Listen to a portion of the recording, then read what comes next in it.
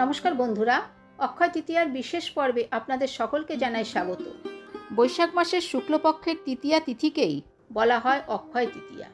অক্ষয় শব্দটির অর্থ হলো যা কখনোই ক্ষয় হয় না। এই দিন আমরা যে কাজগুলো করে থাকি সেই কাজগুলো সারা জীবন অক্ষয় হয়ে থেকে যায়।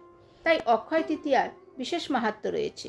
আজকের পর্বে আমরা জানব 2025 সালের অক্ষয় তৃতীয়া কবে, তৃতীয়া তিথি কখন শুরু হবে এবং কখন সমাপ্ত হবে, এই দিন লক্ষ্মী গণেশ পুজো ও হালখাতা করার শুভ সময় কখন থাকতে চলেছে, এই দিন কোন কাজ করা উচিত আর কোন কাজগুলি করা উচিত নয়। এছাড়া জানব এই দিন গঙ্গা স্নানের বিশেষ সময় ও অক্ষয় তৃতীয়ার দিন কোন কোন জিনিসগুলি দান করলে ঐশ্বর্য হবে অপার এবং সংসারে সুখ সমৃদ্ধি ও সৌভাগ্য থাকবে অক্ষয়।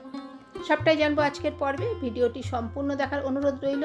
তার আগে বন্ধুরা, যারা আমার চ্যানেলে নতুন রয়েছেন তারা চ্যানেলটিতে একটি লাইক, কমেন্ট ও শেয়ার করে দেবেন এবং চ্যানেলটিকে সাবস্ক্রাইব করতে ভুলবেন না। এবার আসি মূল বিষয়ে। প্রথমেই জানবো পঞ্জিকা মতে অক্ষয় তৃতীয়া কবে।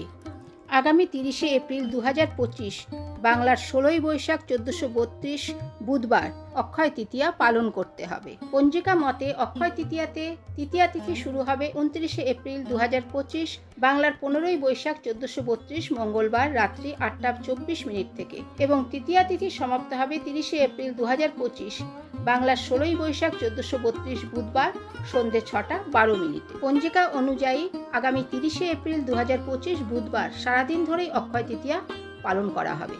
অক্ষয় তৃতীয়ার দিন লক্ষ্মী গণেশ এবং হালখাতা পুজো করার বিশেষ সময় থাকতে চলেছে 30শে এপ্রিল 2025 বুধবার সকাল 11টা 25 মিনিট থেকে দুপুর 3টে 29 মিনিটের মধ্যে পুজোর সব থেকে শুভ সময় থাকবে। এই দিন গঙ্গা স্নানের বিশেষ সময় থাকতে চলেছে 30শে এপ্রিল 2025 বুধবার সূর্যোদয় থেকে শুরু করে সন্ধে 6টা 15 মিনিট পর্যন্ত।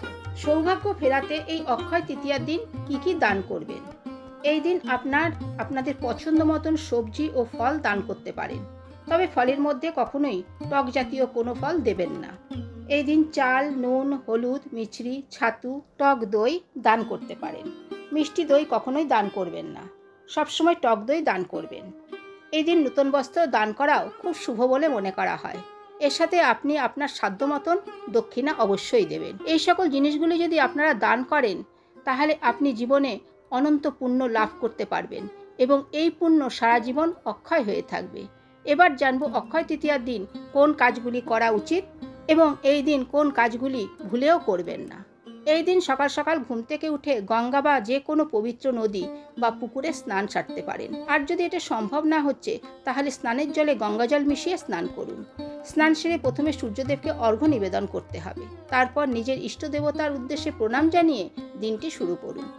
অক্ষয় তৃতীয়ার দিন অনেকেই উপবাস করে থাকেন, তাই এই দিন উপবাস করতে পারলে খুবই ভালো। তবে পুজোর পর অবশ্যই নিরামিষ আহার গ্রহণ করতে হবে। এই দিন আমিষ আহার গ্রহণ করবেন না। অক্ষয় তৃতীয়ার দিন তুলসী গাছে জল দান, তুলসী পুজো ও তুলসী পরিক্রমা করবেন। অক্ষয় তৃতীয়ার দিনটি অত্যন্ত শুভ, তাই এই দিনে করা যে কোনো কার্য অক্ষয় হয়ে থাকবে সারা জীবনভর। এই দিন অবশ্যই আপনারা কোনো প্রকার কুকার্য থেকে বিরত থাকবেন। কলহ ঝগড়াতে এদিন জড়াবেন না। এছাড়া এই দিন নখ, চুল, দাড়ি একেবারেই কাটবেন না। অক্ষয় তৃতীয়া যেহেতু একটি পবিত্র দিন, তাই এই দিনে অনেকেই সোনা বা মূল্যবান ধাতু কিনে থাকেন, কারণ এই দিনে কেনা জিনিসপত্র সারা জীবন অক্ষয় রূপে থেকে যায় এবং লক্ষ্মী লাভ হয়। তবে যারা সোনা কিনতে পারবেন না তারা অবশ্যই এই দিন খাদ্যশস্য যেমন চাল, আটা, গম, মিছরি, এলাচ, জব, হলুদ সর্ষে, নুন, এছাড়া তামা ও পেতলের বাসনও কিনে আনতে পারেন। এতেও লক্ষ্মী লাভ হয়ে থাকে। তো বন্ধুরা, আজ এই পর্যন্তই। আবার হাজির হব নতুন একটি ভিডিও নিয়ে। ভালো থাকবেন, সুস্থ থাকবেন। ধন্যবাদ।